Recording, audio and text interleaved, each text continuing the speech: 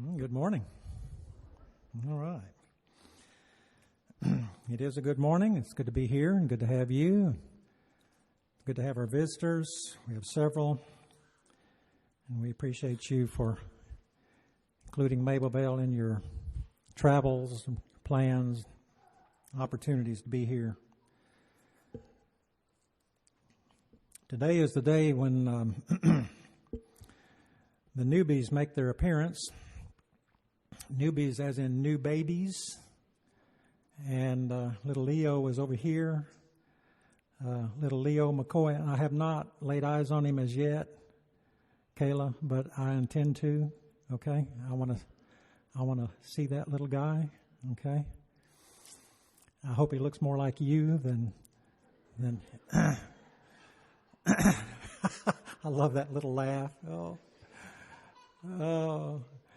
And then little Sawyer Rowlett is back here. I had to get in line to look at him this morning.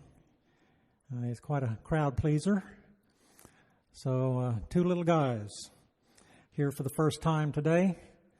And that's always exciting. Good-looking little boys. And we're so proud of their parents and of these little guys that are here this morning that we can enjoy looking at. Just don't touch their little hands now, okay? Okay, just look at them. All right. The text was read out of Mark 4, and I'm going to stay there with my thoughts this morning. Verses 36 through the end of the chapter will be the main focus of my appeals today. Okay. This text is a part of what in the life of Jesus is called the busy day.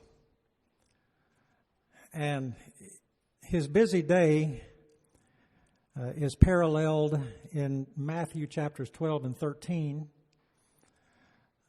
And it included or began with Jesus healing one who was possessed of demons and casting the demon out. And a lot of controversy erupted as a result of what Jesus did there in Matthew 12 and verse 22. And a lot of uproar. And the Lord had to engage in some very heated discussion with the religious leaders over that incident. And then he spent the day teaching in parables, parabolic teaching, one parable after another. Matthew 13 is the parallel to this, but you can read it in Mark 4, verses 1 through right up, bumping up against our study this morning. So all of that. And then here's confrontation and excitement and teaching and Jesus preaching at some people who were very hard-hearted and who were antagonistic to not only what he did, but also to what he was saying. Now comes our text. And our text involves, actually beginning at verse 33, and the parables that he spoke, and mention is made of that. And then the time comes at the end of the day when the Lord will cross over the Sea of Galilee to the other side. And the disciples here are with him. And they take their leave of the multitude, the crowd of people there, and set off by themselves. They get to a boat, and they took him along. They took Jesus along as he was. And there were other boats with them, and a storm ensued on the lake, and you know the rest of it. This event actually has a bigger picture than what I will focus on this morning. And the bigger picture here is Jesus, the Son of God, with the authority to control nature and to still and to quiet the storm. And if you've ever been in the midst of one of those, it's got to be a very frightening thing. I've never been there myself. I had a friend who was in the Navy in World War II and told me one time, if you would ever learn to pray, go to sea. And I took that as coming from one who knew. Now, the larger event here, I'm not dealing with so much this morning. I'm dealing with just a little statement in verse 36. And in that little statement, they took him as he was. I think there's couched a lesson here that will help us to think deeply about who Jesus was. Sometimes the greatest lessons in life come from the little things that you don't even pause to give it a second thought. It doesn't catch your attention in any way at all. But for whatever strange reason, over the years, this has caught my attention. They took him as he was. What does that mean? Well, at the end of a long day of casting out a demon, of butting heads with antagonists, of preaching to hard hearts, and preaching a lot, Jesus is tired. He gets into a boat. He lays down on what the text calls a pillow, which probably was a bag of sand, something like that. Goes to sleep.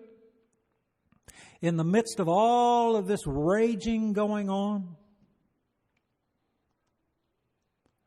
and the disciples are upset and scared to death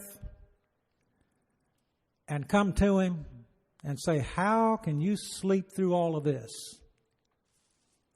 Here we are about to die and you're sleeping." The Lord rebukes the storm and he rebukes his disciples too. Now, in verse 36 is this little statement though. They took him as he was, which to me suggests that at the end of the day, he might have looked a little tired. And if you take somebody as they are, if somebody were to take you as you are, you might not look your best. You might not have your hair combed or brushed or whatever.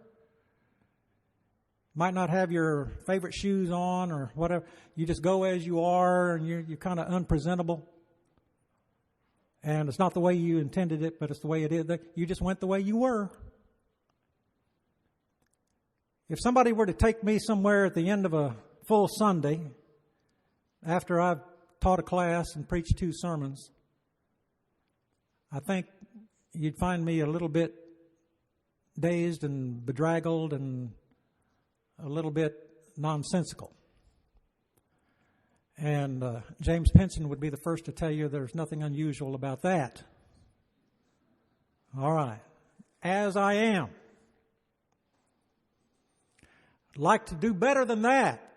But here's Jesus as he is. And I'm suggesting to you that there are probably some little lessons involved in this that would be quite interesting to us and helpful to us if we'll allow them to help us. Because people are really good at fashioning Jesus to be the way they want him to be. Not as he is, but as they want him to be. How many times have you heard somebody say, with regard to some particular teaching or something of that nature, somebody would say, "Oh, that's not my Jesus." Well, what does that mean? That's not the way they envision Him. Because they have a particular view of Jesus, and Jesus fits a certain mold in their minds, and that's about all, you know. It's not as He is, it's as they want Him to be.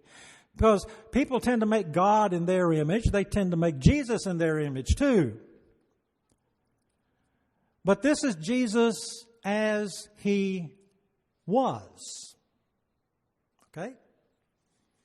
For whatever that might involve. Now, is there a lesson here that we might learn from this? I think there might be. Might be a few. General. But maybe sometimes those general lessons can cut to the heart and help us more than all the details in the world.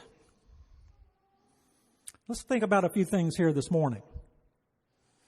When they took Jesus as He was, they took a human Christ. They took the Son of God in flesh.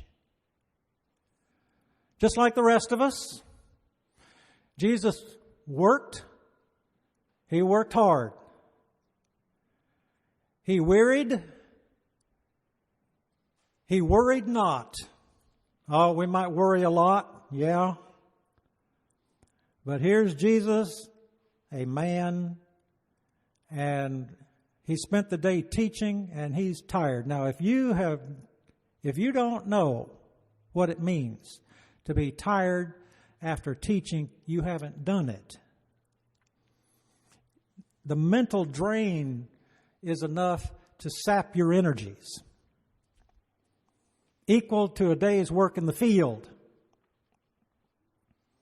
30 minutes of preaching will do that to you. I should be hard enough on you to give you 30 minutes this morning.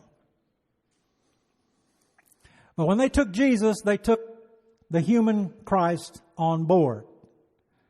Look at verse 39. No, back it up to 38. I'm sorry. But He was in the storm, asleep on a pillow. And they awoke Him and said, "Teacher, do you not care that we are perishing?" Now, why would He be asleep? Because He's tired.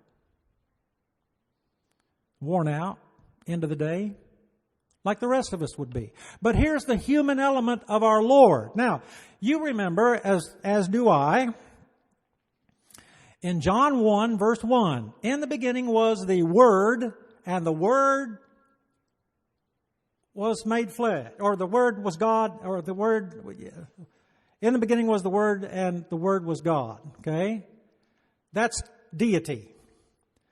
But then you come down to verse 14 of the same chapter, and the Word was made flesh and dwelt among us, and we beheld His glory. Glory as of the only begotten of the Father, full of grace and truth. Now, here's Word and here's flesh. Jesus, Son of God, Word, flesh. What is a word? A word is an expression of an idea, a thought. It takes its form and it's communicated in word. But that's not all Jesus was. He's the communication of God in word. But more than that, He's flesh. Because we could not appreciate who God was just by word. We need to know who God is by flesh. So that's why we know who Jesus was in terms of His humanity, showing us who God was. Sort of like Philip, when Philip came to Jesus on one occasion in John 14 and verse 8 and said, "Show us the Father." And Jesus said, "Philip, have I been with you this long and you don't know? If you've seen me, you've seen the Father." All right? I'm paraphrasing, but that's the idea. So here's Jesus in the flesh. He's the Word communicated, but He's the Word enlivened, God, so that we can know who God is and what God is like. Otherwise, it's above our heads. Undoubtedly, that's, word or love is a word. We can talk about loving people. We say, "I love you." Well, does love go deeper than that? Does love ever become an action? Okay. It better go beyond words to actions. 1 John 3 and verse 8. Love not in word or in deed, but in truth. All right. So love has to transcend words and be seen in actions. That's what love is. The gospel is that way. The gospel is a word. We're to preach it. Preach the gospel. All right. Does it ever go beyond that? Does it ever become something in a person's life to where we're in touch with them? We're on a level with them. We're involved in their lives. They see it in us, in action, in other words. Yeah, Romans 1:16. Gospel is the power of God unto salvation to everyone that believes, Jew first and then to the Greek. Yeah. But the gospel has to be seen in your life in order for people to know the power of it.